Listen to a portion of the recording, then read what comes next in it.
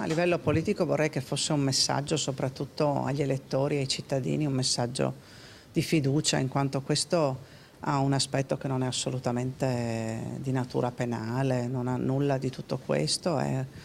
di fatto una sanzione amministrativa, anche se a me pesa, insomma,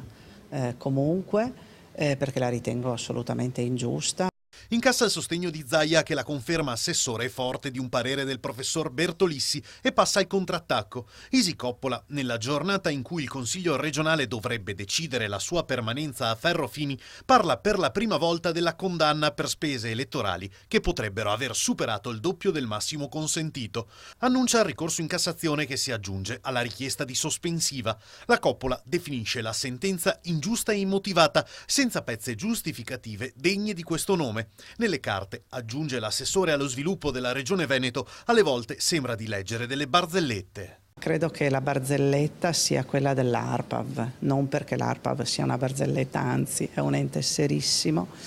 ma perché pensare di farsi dare i bollettini per vedere quanto freddo faceva in quel periodo e da lì desumere che io non ho dichiarato le spese di riscaldamento degli Easy Point, che non erano degli uffici frequentati assolutamente, erano squisitamente delle vetrine con dei manifesti, e pensare di dover dire siccome c'era tanto freddo, c'era l'anticiclone, c'era questo, c'era quello, allora lei non ha messo le spese della stufetta, io credo che abbia veramente dell'incredibile.